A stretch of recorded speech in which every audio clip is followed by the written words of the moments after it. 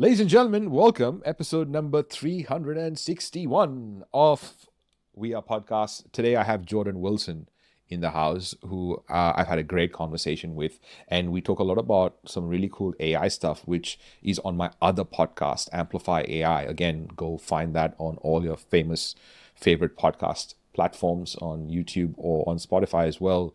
But Jordan Wilson has a great show called Everyday AI, and we talk about what it's like launching an everyday podcast.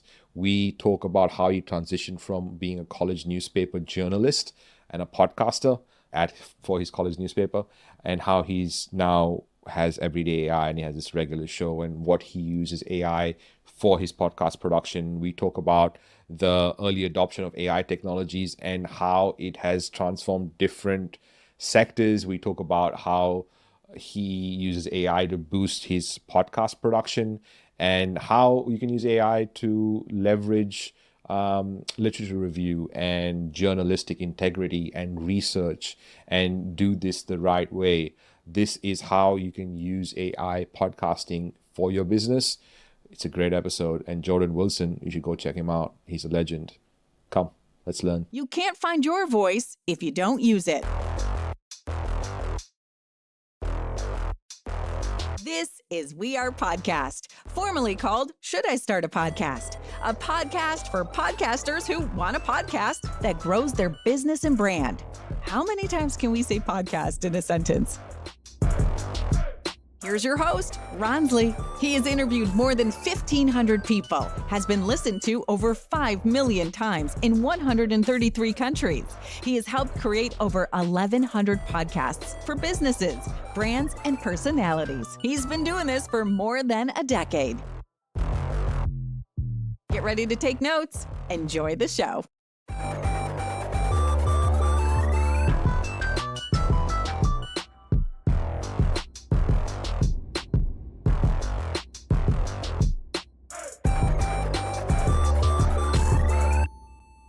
Jordan, welcome to the show. Thank you for making the time. It might have seemed from us getting started that we've never done any of these before, but you do this every day. You've got a great show called Everyday AI, which I've been on. It's live. It's great. Do you go back at some of your previous work and go, that's so different to what I am right now? Oh, gosh, all the time. And Ronsley, thanks for having me on your show. I appreciate you returning the favor. But yeah, like I'll listen to old shows all the time and cringe, which I think is a good thing, right? Because if I listen to old episodes and I was like, wow, these are amazing, that just means I waited way too long. I actually think my first show, though, was actually okay. And then like shows like 2 through 100 were probably pretty bad. And hopefully they've gotten marginally better since then. But yeah, it's, you go back and listen to it. Anyone that's been podcasting for a while, you probably go back and listen to your old stuff and you're like, oh man, that was bad. Yeah, I feel that every 20, 25 episodes, like I feel like I change a lot with reps. And this is not your first podcast. I mean, you've been podcasting for a long time. What's your podcast story like?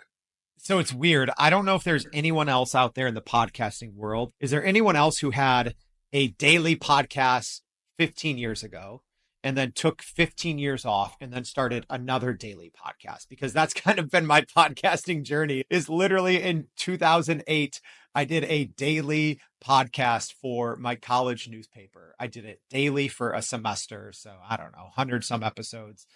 Took 15 years off and then started Everyday AI back up in 2023. So probably not your traditional podcaster's journey. I'd say I'm sure there's someone else out there who's followed a similar path. Well, that's cool. I mean, I feel like people ask me a lot, especially before I go up on stage, like, aren't you nervous?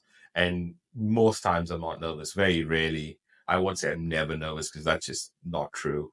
But I'm very rarely nervous. And I realized in school, I was captain of the elocution team and debate team. And all that is kind of, I've been on stage for a long time before I even got to be, a public speaker, so to speak, today. But I think all that helps. What did you learn doing that semester of creating content? And I suppose you did everything at that point, right? The stories, the recording, the publishing and everything. What was that like? It was an interesting experience. And essentially what happened was I had been the editor of the newspaper. It was actually a really big newspaper. It was a top 5 college newspaper in the country. It's a full-time job. Like the position now as editor of that paper, the Daily Egyptian. So shout out to all my old DE people, but it's like a scholarship position now, right? So I was working 60 hours a week. I did that for 3 or 4 semesters. And my last semester of school, I'm like, I can't do this anymore. Like I won't graduate. So I actually just created my own position and I said, I'm going to be a podcaster now. I'm going to, take our daily newspaper and create a podcast out of it. So it was more out of like half entrepreneurship, half necessity of I'm like, I can't be the editor of this paper like my last semester in college, or I'm never going to graduate. And that's such a great idea back then. I mean, now it might seem like the normal thing to do, but I'm sure back then it would have been, Jordan, what are you doing? How do you justify this kind of stuff? And did you have to jump through hoops to get that passed, considering the notoriety of the newspaper?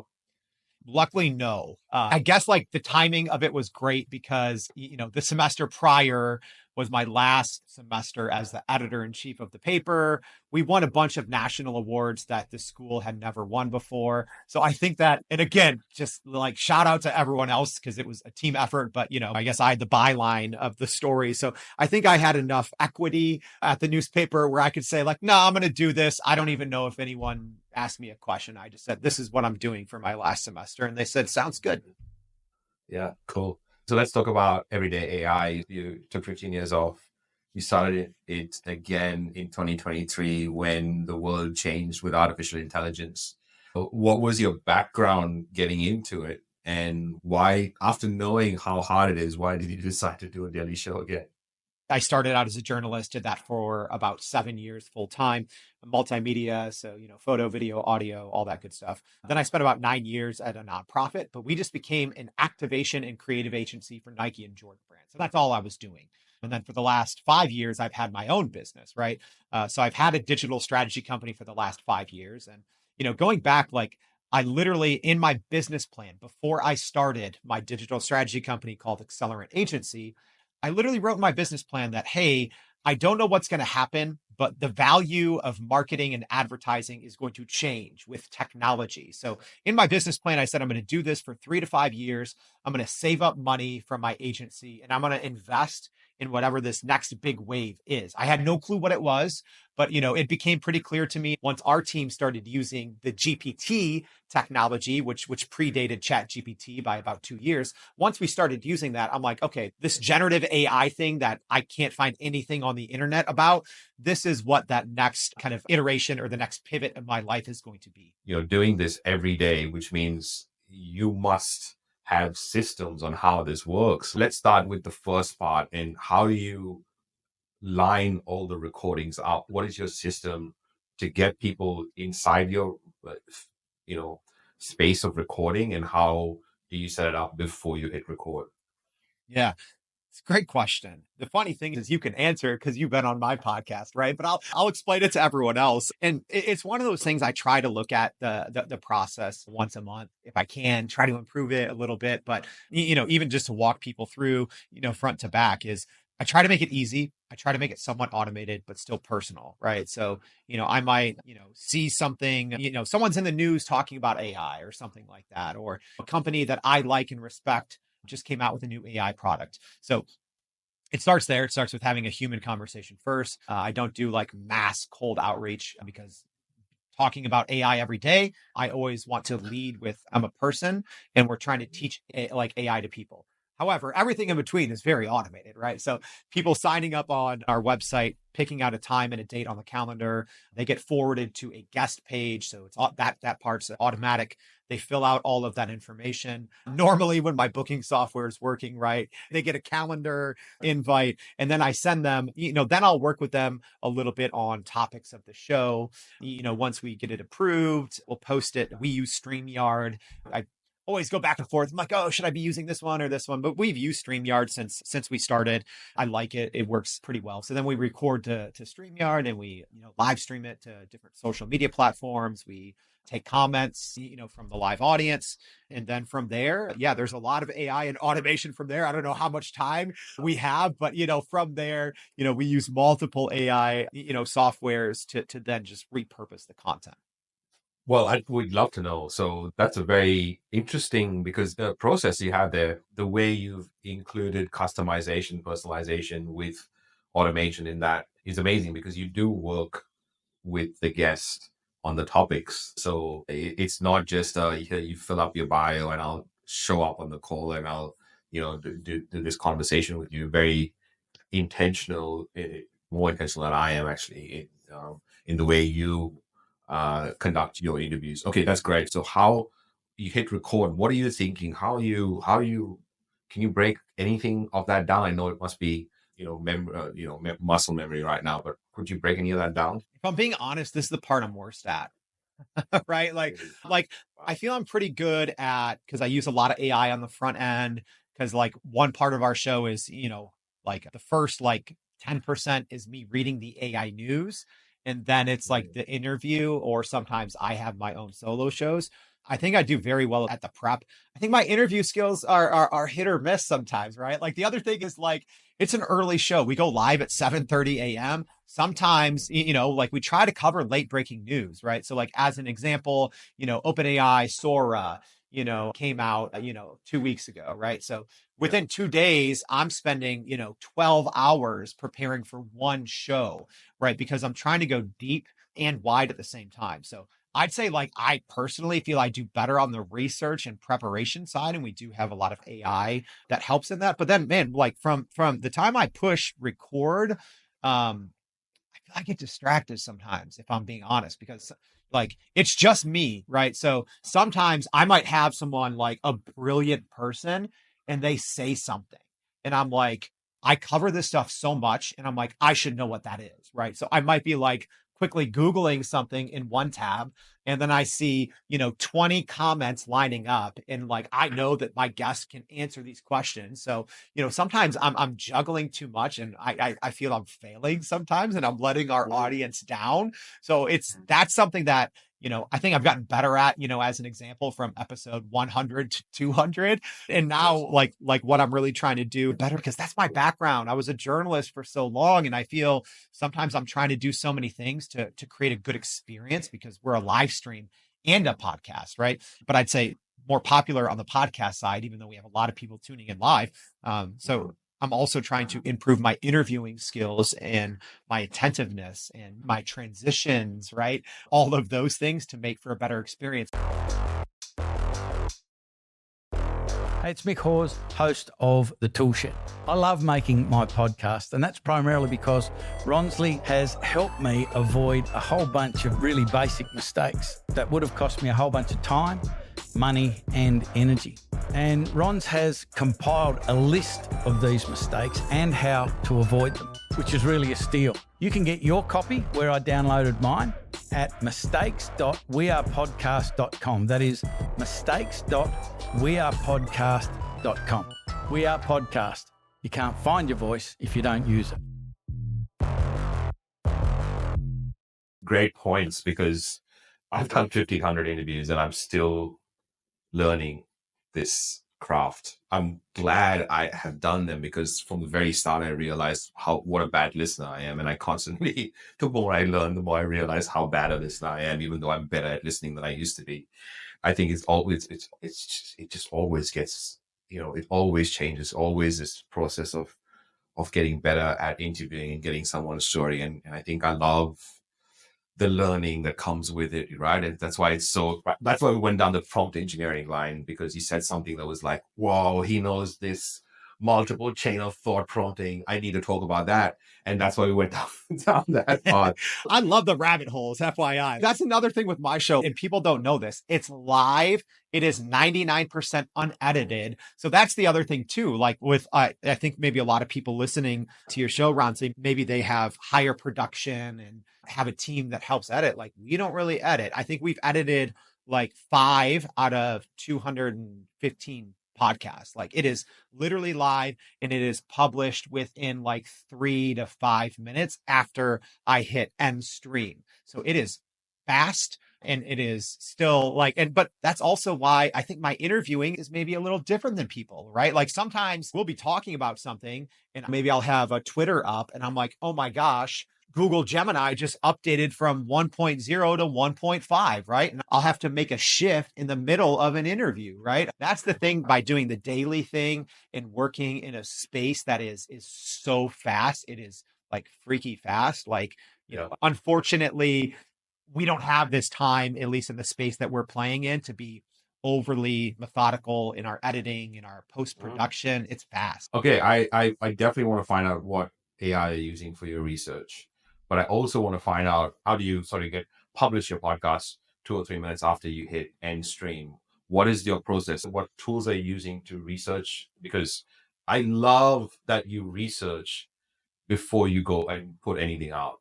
Because now anyone with a social media account has a voice, which is great, but having an uninformed voice is probably the worst thing, really, because there's people picking up on wrong information. So what are you using for research in AI? I mean, using AI, and then how do you how do you publish your podcast after you end your stream?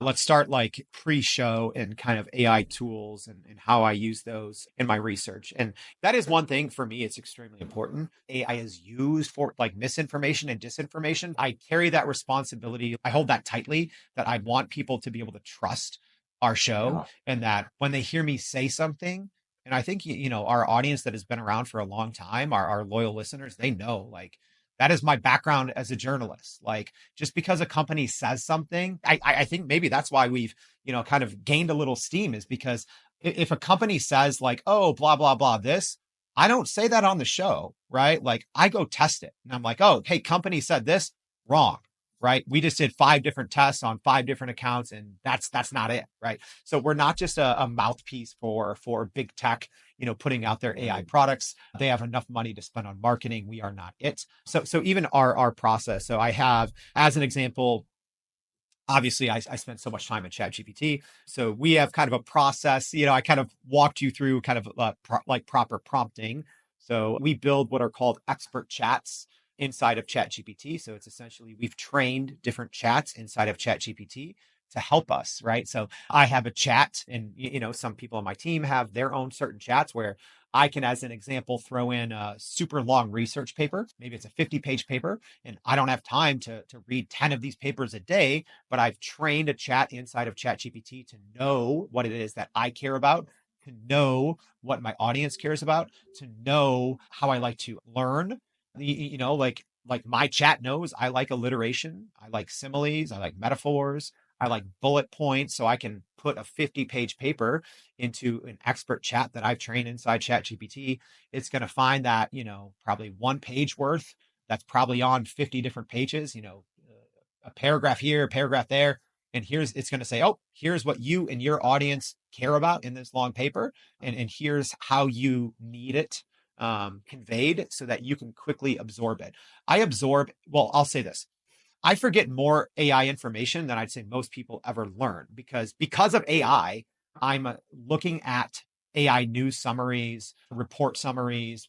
We also have other kind of AI chats that help us aggregate and summarize news. I'm reading a lot of AI news. I'm forgetting a lot of things, but definitely using AI, at least for the things that I want to focus on that day, to help me better be prepared and to be a little more researched. I love it. I thank you for explaining that. That's a great sort of use case of how to use, the different AIs available. Okay, you use that for research. Let's talk about, after you hit end stream, how do you publish your podcast so quickly? I'll tell a story that's actually timely that will answer that question. So today on my show, I had a guy named Blaine. He's amazing. So he is the CEO of a company called Cast Magic, right? So after I hit end stream or whatever, I chat with Blaine for, 10 minutes afterwards, after we're done recording, right? By the time I'm done, one of my coworkers, Brandon, he helps produce the show. After that 10-minute conversation, and I do that almost every day, a 10-minute conversation, in most cases, the podcast is already distributed on all major platforms, right? So, and we're also trying to get ways to make that like 10-minute turnaround even faster, right? So using Zapier in the process Cast Magic itself, we use Cast Magic for all of our shows. It is fast, it is accurate to get our podcast transcript, to get our subtitles. I mean, you put a 30-minute podcast in there and it's done usually within like 30 to 40 seconds, and it is accurate, right? And then from there, it's taking it straight to Buzzsprout, right? So at least for our audio, what we need to actually get the podcast, quote unquote, out the door and how it's sometimes published before I'm done saying goodbye to to whoever I interview that day. Cast Magic is a huge part of that for videos. And this is afterwards, right? So we use like video AI to cut up and repurpose like short social clips. I don't know if anyone actually watches them, but we put them out there like when I remember to send them to guests, I think guests probably like them, or use them more than we even do. We, if I'm being honest, I don't pay too much attention to social media. I know like in the podcasting world, everyone's like, oh, cut up, short vertical videos. And that's how you grow your podcast. Is that the truth? I don't Probably not. It depends on supply and demand and what your podcast, the topic that it covers, and how much short vertical video content there is covering those things. There's way too much. I could talk more AI tools all day, but for the most part, it's a combination of, well, we're trying to get better with Zapier after the show, but it's going from StreamYard straight into Cast Magic, straight into Buzzsprout. We use their magic mastering, and, they have, some nice little AI things in there, and it's done, right? Like it's done immediately. Amazing. Wow. I just logged into Cast Magic and I realized that I tried something on June 30th, 2023, and I uploaded something and then I totally forgot that I used it. So I'm going to definitely check out Cast Magic more. I definitely want to ask you this question before we land this plane, because especially because of how you're keeping the values of a journalist, because I feel very strongly about that, especially through COVID, when we could not trust any journalists and we couldn't trust the truth and we didn't know where to go for our real information. So I'm so glad that you're so strict about your research and how you put your work out there. I really, really love that. What are you seeing in the AI space that we should all know about? Like, what are you noticing? What kind of conversations are you having that are repeating as business owners, as people that like genuinely trying to solve a meaningful problem for their audience? In the sense, that's why they usually give up a lot of their other parts of their life that they kind of feel comfortable in and decide to go down this path of business owner, situation. So what should we pay attention to? Oh man. You said you wanted to land the plane, Ronsley. Like this might get me talking for like an hour straight. Oh gosh, I can't say everything, and it depends. Like, are you asking like for podcasters specifically? Are you saying for business leaders, not outside of podcasting? Are you asking in general? I should clarify that before I accidentally go on a rant. Let's use business leaders as the audience, and then what are you seeing from that perspective? Because I think we can all appreciate that this is going to be the biggest conversation of our lifetime, artificial intelligence. A lot of us are inside it. We're finding better ways to explain it. But what are you seeing in terms of trends that are repeating, things that you're having conversations about over and over again, things that we should be aware of? So I accidentally came up with this little saying on the fly. So I'm going to repeat it. Hopefully I got it right. So I'd say in general, 2023 for AI was the year of experimentation. 2024 is the year of implementation. And 2025 is the year of exploration if you aren't already on that path, right? I'd hate to be the grim reaper, but that's the truth, right? Like if you are not already implementing generative AI into your workflow, you are asking to either go out of business or to get acquired, maybe at a rate that you would not want to get acquired at.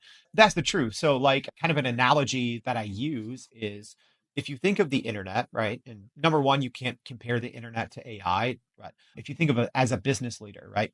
Let's say you've been the CEO of a company for 30 years, right? You started early, you're still going strong. You had a good 15 years or more to figure out the whole internet thing. 1999 comes around, we don't need a website. You wait 5 years, maybe a website soon. 5 more years, you're like, all right, here we are, 2009, we got a website, right? And then social media, you do the same thing. You kick the can down the street and you're fine. Like you're fine, you're good, you're still thriving. It's not how it is with generative AI. You will go out of business, period. You will. generative AI is a technology unlike anything that we've ever seen before. Like you can't even compare it to, like, as an example, the Industrial Revolution. The Industrial Revolution can't allow one person in the same way to do the work of millions in theory, or hundreds of thousands, without a huge capital investment, right? Now, all you need is a couple of dollars, patience, and a skill set, right? Like, pretty famous interview where I always forget if it was Sam Altman or Mark Zuckerberg who said, like, we're going to see a single person billion-dollar company. And it's possible. You told someone that 3 years ago, 10 years ago, you'd be like, no, like, you're wild, right? I honestly see the capabilities for a small team of 10. They can take over a team of 10,000. If that team of 10,000 is still doing business like they were doing business 5 years ago, and if they're not using generative AI, I don't care. Like, if I had to make a bet and say who's going to, like, be in better standing 2 years from now, I'm taking the team of 10. They are young, they are agile, they're probably working on systems and platforms that are more efficient. They're probably using marketing automation. They're probably using AI agents. Like, you can literally, one person who's smart can do the work of dozens or hundreds. And if you're doing it in a more efficient way versus companies that are just saying, nah, we're going to pay, this group of 100 people to still read these PDFs all day and to manually take notes. It's like, no, stop doing that. You are asking to either go out of business. You are asking to lose your position in the market that you fought hard for years, or a decade, or multiple decades. You are going to lose your footing, maybe lose your business, if you are still kicking the can. You don't have 15, 20 years like you did with the internet. Not how this works. Yeah. Wow. I love the way you put urgency on it, and you also put reasoning behind that urgency, which is totally true. And you hear people say, use the urgency card, because marketing, right, today in 2024 is all about how you're missing out on everything. And now that it feels like everyone else is missing out on AI, but this is truly, truly the case. Ladies and gentlemen, check out Everyday AI. It's live on LinkedIn. That's where I suggest you go and connect with Jordan Wilson. His full name, accelerantAgency.com, is where you're going to find all the cool stuff that he's up to. And I will have all those links in the show notes for you, whether you're listening to this on We Are Podcast or Amplify AI. There's going to be, a section of this put into Amplify AI, and obviously a section on We Are Podcast. Jordan, thank you so much. It's been amazing. Ronsley, appreciate you having me. This was fun. Yeah, little slice of heaven. Thanks, man. Cool. Thanks.